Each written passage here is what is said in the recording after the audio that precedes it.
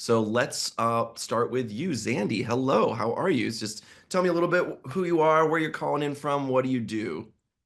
Hi, it's lovely to meet you. I am, my name is Zandy Ring. I'm the COO of Tumblr. It's a social media site. Um, we have been around for 18 years, so truly one of the originals and still going strong. If you haven't visited Tumblr lately, please do. I live near Buffalo, New York. So having some lovely weather today, but a very cold winter this year. It's been a little miserable, but we got through it. Got out the other side. And I've been with Automattic for over 12 years and working on Tumblr for more than 3 years. I'm very happy to be here today. Happy to have you, Zandy. Jody, welcome. How are you? Hello, thank you. It's nice to meet you and thrilled to be here today. I am Jodie Fiorenza. I am the Director of Agency Partnerships at our enterprise arm for Automatic, which is called VIP. I have been here now for about 2.5 years, but prior to that had worked in agency life for 12 years, actually working in agencies that partnered with Automatic. So very much a part of the Automatic family for a very long time, probably since about 2010. I live in Philadelphia, Pennsylvania. It is also a nice day here today, finally. After a brutal winter, I am dying for some sunshine, but it's lovely to be here. Thank you. It's so lovely to have you. I'm also on the East Coast here, so I'm feeling it, my East Coast friends. And Menaka, could you please tell me how to pronounce your name? It's Menaka. Menaka. Menaka.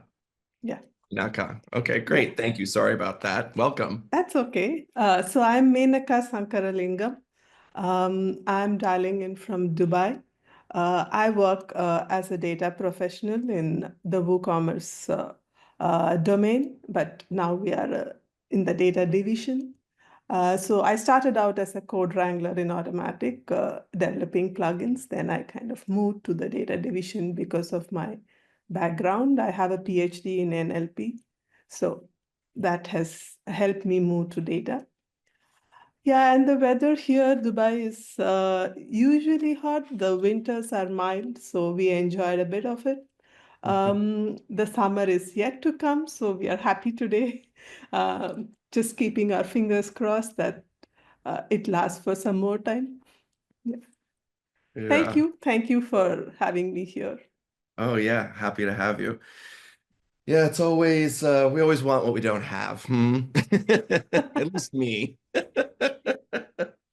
So each of you has taken a very unique path. You can hear just from your intros there to get where you are today. So I'm curious, what's one surprising twist or turn that has shaped your career journey? Sandy, you want to start us off?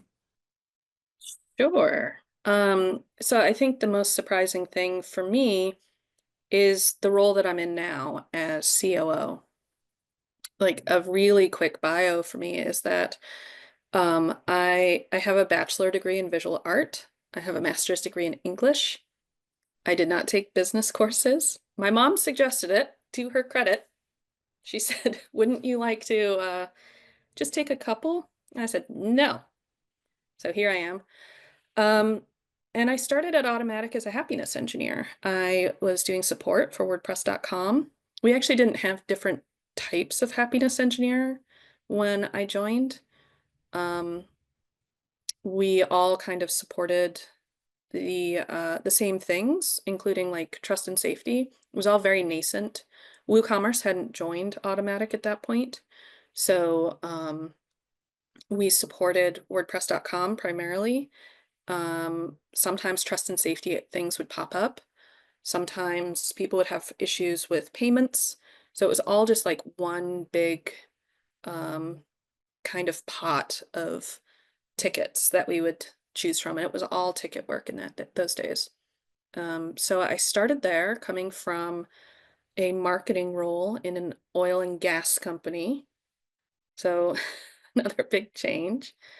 Um, and I quickly became a lead in happiness, and worked in many different parts of happiness, including in WooCommerce. When we acquired Woo, after a couple of years, there was still a pretty big divide between Woo happiness and .com happiness. There was a lot of othering. So I went over into the Woo division to help sort of bring the two together and remind .com happiness engineers that they are not like the default happiness engineer, that if we mean something that applies to everybody, we should say everybody. And if it applies only for .com, we should say .com. And if it only applies to Woo, we should say Woo. And just sort of lay some of that groundwork. And a very complex product. It was fun to work on. And after a while, I was a lead of leads in happiness, and then I became the director of happiness experience, which was everything about the happiness experience from the time that you apply to be a happiness engineer through your last day in happiness. So we worked on hiring, we worked on growth and development, we worked on leadership development, we worked on performance, and helping people decide, if that role is something that they want to make a career out of, or if they're going to be growing through the role, into the next phase of their career. So I was working on that. And then our CEO, Matt, put up a post about Tumblr and was like, we need people to work on Tumblr. And he listed a bunch of engineering projects. And I'm not an engineer. I can't claim it. And so I did ping him and say I'd be really happy to help here, but I can tell that you don't need me. But I'd never really be able to live with myself if I didn't offer, because it means so much to me. Tumblr is so important. We talked for a while and he offered me this job. And this is obviously a big break from everything I'd been doing before. I had to Google, what does a COO do? And I gotta tell you, I don't think anybody really knows. It's very dependent on the situation. Like, you have to invent it yourself. But I've been doing it for 3 years now.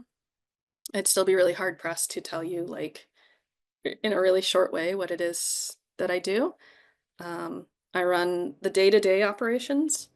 I support the team. I help figure out priorities. I make sure that we do the things we say we're going to do. And that's kind of it. But it's in terms of role type, it's such a big departure from what I was working on before. In terms of being a lead, it's very similar.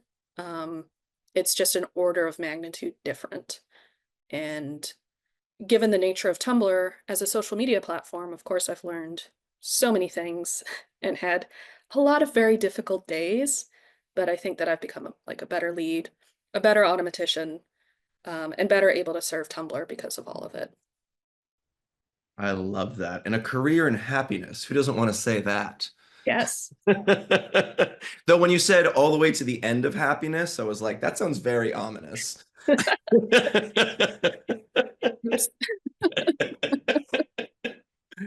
Jodie, I'd love to hear from you. Yeah, I'm about to truly date myself, but that's fine. I'm proud that I got to this point. When I was a freshman in college, I have a very clear memory of my professor walking into my communications 101 class and saying, "Have you all heard about this thing called the World Wide Web yet?" And we kind of hadn't. Like, we knew the military was using something, we knew about email, but this concept of the World Wide Web was still in its infancy. And I think that's really cool because when I was in college, the jobs that I'm surrounded by today, the career that I'm in, did not exist. And that, I think, still holds true for people today. We don't know what jobs and careers are going to be around in 10 to 20 years. So you plan and you have aspirations, but oftentimes life takes you in a different direction. And I was studying music and communications. And I think I've found that a lot of people in the tech world have a background like you, Zandy, in arts or music. It brings a lot of us together because I think there's a lot of similarities between the arts and tech. Code is this beautiful art in and of itself. And so you'll find people with a lot of similar backgrounds. But I studied music. I was working for a record label. And I remember one of the artists coming up to me and saying, I need a website because MySpace is going to die. And that's where I get my music out to everybody. So if MySpace is going away, what do I do? And I went online and I was searching and I found something called WordPress. And I thought, well, this looks like something I can do. I'm going to build you a website. And I downloaded all these tutorials. I downloaded GIMP, which was a free open sourced like a Photoshop competitor essentially at the time. This was years ago. And I started building WordPress websites for these artists because we knew that MySpace was going away. And that was my introduction into the tech world. And then I was lucky enough to meet these two incredible women who owned an agency here in Philadelphia and said, we need somebody to do sales for us. Would you be interested in using kind of this knowledge you have around WordPress and the other skills that you have and coming to work for us? And I said, sure, I'm going to try it. Like, why don't I go do this? They took a chance on me. Admittedly, it was probably one of the biggest opportunities that opened up for me. And I got to work with these incredible, powerful female entrepreneurs who are running this agency. I learned more about the WordPress community, more about Automattic, more about what it meant to be within this ecosystem, and then worked my way up through agency life and then landed here at Automattic, working with all the agencies that I've met over the course of the years. I work with about 80 different agencies in our partner ecosystem. So I literally went from opera to hip hop to tech to agency life. It was a very jagged road, but the best possible path I could have taken, quite honestly.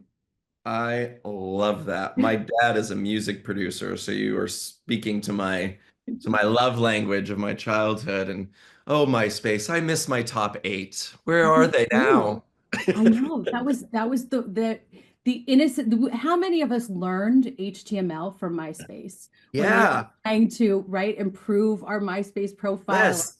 add our songs, and do all of that stuff? I think that there's a lot to be said for that introduction into coding from those Yes. days of being able to manipulate your profile. 100%. I literally just had this conversation with a peer the other day. They're like, that's where I learned how to code. I was like, Yep. yes, I love it. I Yeah. love it. And Menaka, tell me a bit about your journey. Well, I started as a research trainee in a central government organization in India. Then I moved on to a networking and operating system company. It doesn't exist anymore, but I think we are all familiar with Novell. Um, After that, I thought, I mean, I was at the crossroads. I thought research suited me better. So I registered for a PhD in two of the areas which I love, programming languages as well as natural languages. So I thought, okay, it's a cross section. So I registered for PhD in NLP, and but by the time I completed, I said, no, I don't want to do this anymore. I'm over it. So that was when the WordPress ecosystem, I mean, I got to know about it and I found that very interesting. I started doing things, I started creating sites, I started freelancing. And then I got a job with Prosperous. I guess the most surprising turn of my career has been the acquisition of Prosperous by Automattic. Moving from a 20 odd people company to a 1,000 odd company that Automattic was at that point was a big change. But it did open up a lot of opportunities in terms of the kind of exposure I had to different people from various countries and various backgrounds, the learning, um, and the growth, the rotations. I rotated for a brief period with Tumblr a couple of years back. Yeah, so all this has really helped me shape my career journey. So I would say the surprising twist was the acquisition, which actually shaped my career in a way in which I had never imagined. Mm, mm. I'd love to stay with you for a moment. What's a challenge you faced as a woman in tech, and how have you overcome it? I'm sure there have been more than one. Well, it's it's something which is often repeated that um, the ideas coming from women aren't taken seriously. Um, it was indeed a big challenge in my initial days. It was difficult to accept, but over time I learned not to take this very personally. I no longer let this affect me. I kind of moved away from external validation, and that helped me in overcoming this challenge. So, but I have to say that I have to add that fortunately for me, I've always had quite a few co-workers who didn't have such prejudices and who genuinely evaluate ideas based on their merit. So there are people of different kinds. So it's better not to focus on uh, the ones who don't take me seriously. It's better to focus on the ones who give me the uh, respect that it's due. So I mean, I think we can choose what to focus on, and choosing that helps in overcoming this challenge. Yeah. And instead of going to external validation that you said, what is that internal process for you? If there is a feedback, an external validation, I try to look at it objectively. Earlier, I used to take it very emotionally, very personally. These days, I try to look at it objectively. First of all, I just give it some couple of days' time because time heals, uh, just takes off that emotional component, and then look at it objectively. If there is some truth to it, I'll have to work on it, obviously. If I still feel there is no truth to it, then I just ignore it. Keep working on improving my skills and trust in the process. I try to trust in the process that the journey is more important. So I just feel that keep working on learning and improving my skills. That is going to help me better than getting stuck in some kind of self-doubt because somebody else had a perspective which I may not subscribe to. I think that's sage advice. Thank you for sharing that. Jodie, if you could go back in time and give yourself a younger version of yourself some career advice, what would it be? I think about this often because I think I was fortunate in a lot of ways, the way that my career journey worked out. I kind of stumbled into things at times, but if I would to go back and talk to my younger self, I think the most important thing I would say is give yourself grace. It's okay to fail. You're going to find jobs that don't suit you perfectly, and it's okay to leave, and it's okay to try new things. I, in my 20s, remember being so preoccupied with this idealistic lifestyle that I was supposed to have. You know, you graduate from college, you get this job, you find a partner, you do all of these things. And I put a lot of unnecessary pressure on myself to tick things off of a list. And so, if I had the opportunity to maybe revisit that with myself, I would just say, just give yourself grace, fail gracefully, and move into the next phase of your life because in the end, things will work out if you are doing things with the purest intentions. That's the biggest thing for me. I love that. I got advice. I came from an acting background and you got to make choices, right? If you don't make any choices, it's going to be a boring performance. And I love the phrase strong and wrong Yeah. because you tried something and it was wrong, but you Yeah. tried something and that's good. That because then you can figure out how to improve on it, right? Yeah, being stuck in indecision is probably the worst feeling for me. I would rather make a choice, like you said, be wrong or maybe even be right, than be stuck because feeling stuck feels hopeless. But Mm, forward movement gives you a trajectory, I think, in the right direction. yeah, the decision paralysis is just the killer of creativity. Absolutely is. It absolutely is. And you will make a million wrong choices, and that is completely fine, right? Yeah, for That's, me, a day, literally per day. yes, exactly. That's exactly it. Zandy, you've had such a nimble career of pivoting from one thing to the next thing, and tech is constantly evolving. How do you stay ahead of the curve, and what strategies do you use to keep learning and growing in these fields that you keep shifting through? Well, I do a lot of reading. I We share a lot of resources internally at Automattic, and so I keep up on I use this app. I think a lot of us do, called Blinkist, and it's a way to read primarily business books, but kind of like the SparkNotes version, but they're um, like if SparkNotes had a PhD. And I'm not talking down on SparkNotes. It helped me a lot in college, in high school. Same. Um, no hate there. This is just an app kind of version of it.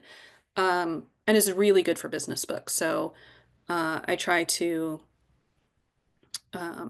spend some time there so that I am taking advantage of not only the perk, but the thinking that is circulating at work and in the industry.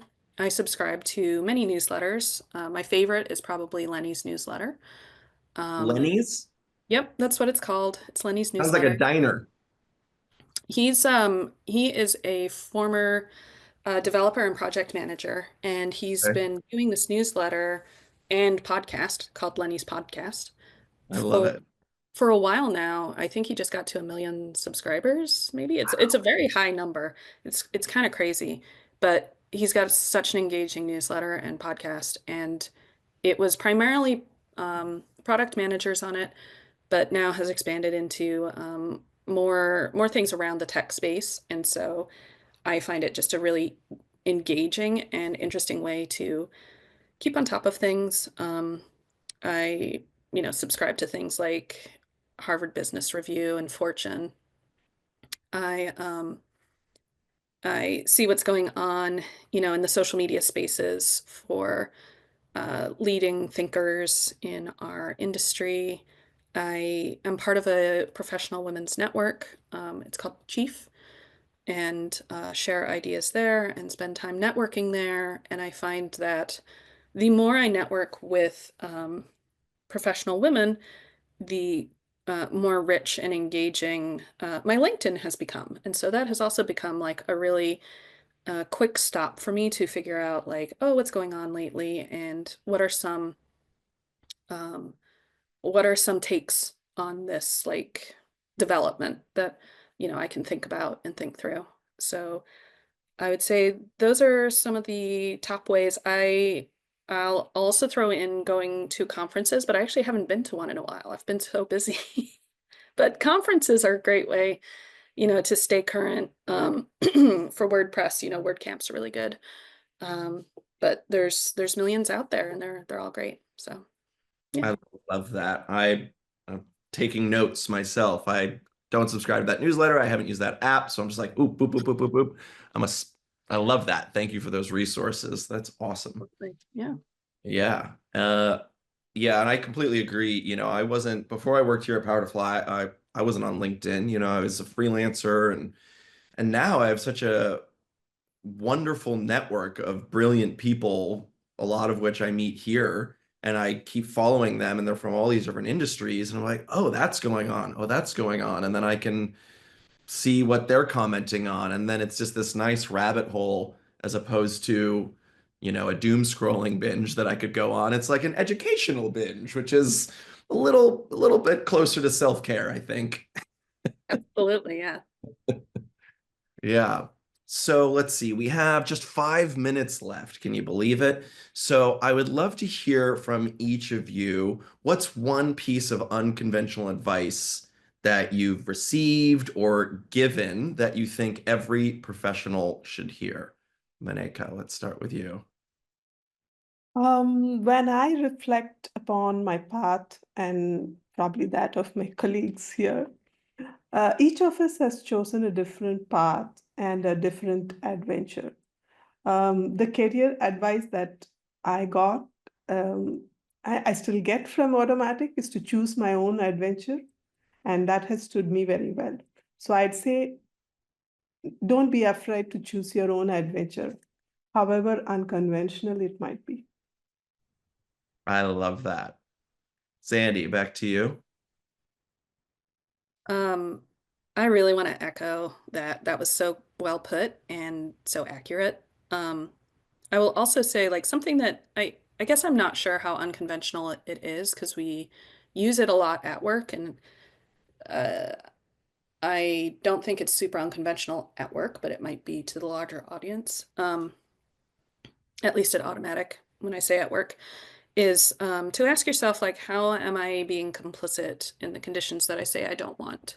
And then act accordingly. So if I don't like something going on at work, do I speak up about it, or do I keep it to myself?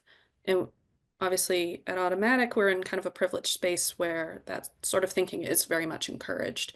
You can be a little bit of a squeaky wheel, um, because we all want to work in a better environment. We all want to work in a place where things are good and we're working on the most important things. Um, but I think that's the thing that I come back to the most, especially in the role that I'm in now, is am I being complicit when I feel like I'm complaining about something? And if I am, how do I change my behavior? Mm, mm. Yes, yes, yes, yes. Thank you. Jodie, an unconventional piece of advice you want to leave us with? Yeah, I don't believe in work-life balance. I think that it is another societal construct that sets us up to fail because I don't know anyone who's able to achieve that on a regular basis. Instead, I like to reframe it a little bit. I like to think, this is my life. And within my life, I have all of these things. And one of those happens to be work. And some weeks, work may win. Some weeks, family may win. Some weeks, mental health may win. But it is up to me to kind of create where I put that energy into each of those things at any given time. And as long as I'm doing that to the best of my ability and staying true to myself, I will have created that balance that I think everybody talks about. But I don't want to ever think as what I do for my career as something separate from my life or competing with my life. I want things to feel integrated, and I want to be the one that's kind of in control of that story of the way that my life goes.